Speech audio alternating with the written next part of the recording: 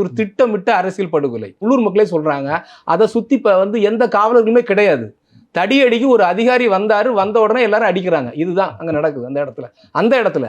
அதுக்கு முன்ன வழி எங்கும் தோழர்களோட தான் எல்லாரும் அவரை அழைச்சிட்டு வராங்க. எந்த அசம்பாவிதம் இல்லை.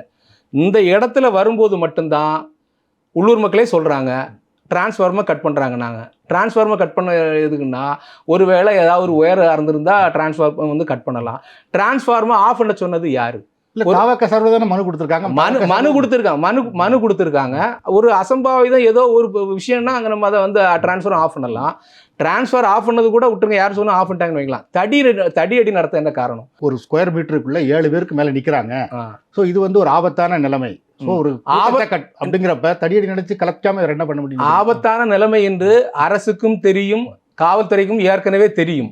இதெல்லாம் திட்டம். இப்போ இதை நான் ரொம்ப என்னுடைய மனதில் சொன்னேன்னா, என்னுடைய உள்ளுணர் என்ன சொன்னா, இது ஒரு திட்டமிட்ட அரசியல் படுகொலை. தாவேகா தோழர்கள் அனுமதி வருவதில் அவ்வளவு தூரம் அலைக்கழிக்கப்பட்டிருக்கிறார்கள். என்னன்னா, உழவர் சந்தை கேட்டிருக்காங்க. உழவர் சந்தை அது வேணாம் அப்படின்னு இருக்காங்க.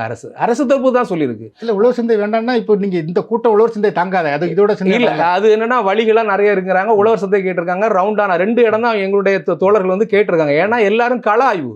எங்க பொதுச் செயலர் போய் இடத்த பாக்குறாரு. 1,20,000 ஸ்கொயர் ஃபீட் வேணும்னு சொல்லி எல்லாமே அவங்க ஒரு திட்டமிடலோட 2 இடத்தையும் பார்த்து இது போதும் அப்படின்னு அவங்க முடிவு பண்ணி தான் பர்மிஷனே கேட்டிருக்காங்க.